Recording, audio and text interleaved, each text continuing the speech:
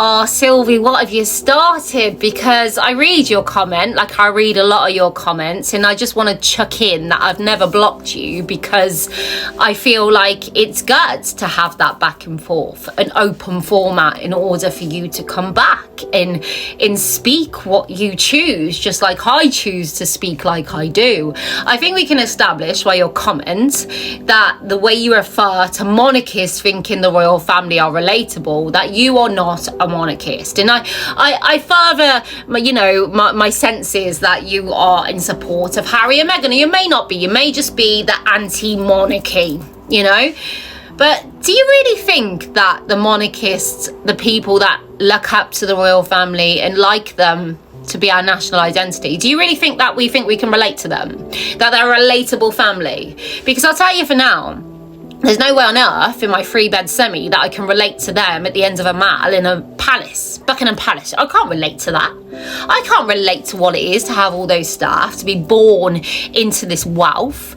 I cannot relate to what it is to bear a child in being the first child myself, and knowing that that child will then have the pressure that one day they will be king or queen of a country, in having to bring them up in break that news to them at some point in their life. I can't imagine what it would be like to be scrutinized, but also I couldn't imagine what it would be like to have the finest tailors of Savile Row and be able to look the most immaculate I could ever be. I don't want to relate to that. I want them to stand out. I want them to be different to me. I want them to be everything they've brought to me in that street parties, in celebrations, in a representative to this whole country as the rest of the world look in, because they do.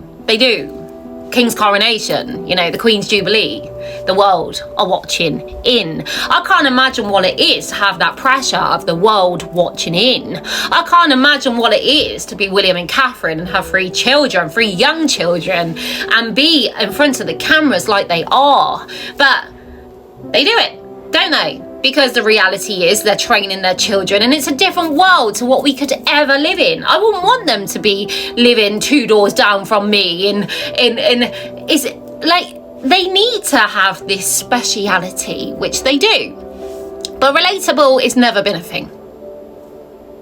Respect in them, I will hone, I will hold, and that's because of the Queen. The original feminist, shall we say. Not one of these ones from nowadays who just literally go after a man to drag him down in order to propel themselves. I mean the ones that just get stuck in. Like the Queen when she stepped up, when she lost her dad young. And she knew at that time, in that era, that the men would be looking on, waiting for her to mess up. But what she did, she dug deep and she worked hard and she trained some more, and she achieved, She achieved that respect off those men that she knew would be bereft at this woman stepping up. The OG of the original feminism movement, our Queen. 70 years she gave. Literally, through the wind and the rain, she would show up to greet the people. And she did that with grace, with honour. She was there in such unsteady times, shall I say, and she always managed to bring unity with her words and peace in that moment, in such a very scary time. Christmas Day, also the good times she was there. Celebrations we watched in, the old country, and the world watch on again as we unite for a family celebration of theirs. But can I relate to that? Absolutely not. But do I respect what she gave in that 70 plus years? Absolutely yes. But here's the thing where you've got me thinking, because actually you've inspired this post, so it's down to you why I bring this and why I speak this, because I wouldn't have thought this if you wouldn't have brought this through. Relatable, they've never been. We can't relate to the money, the wealth, the opulence, the palaces. We can't relate to any of that. But here's the thing. Why do you think so many people from across the globe, no matter what age, sexual orientation, whatever religion, they all feel and felt relatable to them. What could have caused that emotional reaction, this connection from the people to the royal family? Grief, an emotional connection, and watching the Queen and Philip die, watching the Queen and Philip strip back in COVID. They were relatable in that moment because the wealth, the palaces, they couldn't help. They couldn't save that. They couldn't place someone next to the Queen in that pew as she said goodbye to her strength and stay after all of this time.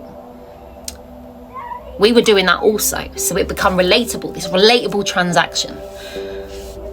Harry and Meghan doing what they chose to do, and we couldn't relate to what it is to have it placed, our family news, our family quarrels on the news every day. But we know what it is to be let down by a family member. So we were there, we could relate, we could understand this emotional burden, coupled and put that on top of the emotional connection to that grief. We could relate to what it will be to be William. Most out there who have lost a mom, a parent, no matter how young or old, because that grief, it's the same. To have that one person who knew her like you did, this code, this connection, and Harry shared it to the world. They could relate to that. You see my theme? You know, and it continued because they created an emotional connection as they continued to hurt them, and the people could relate to that emotional feeling within them. We were watching the silence from one side, the hurt and the betrayal they felt, but we're watching this attack so loud on the one side.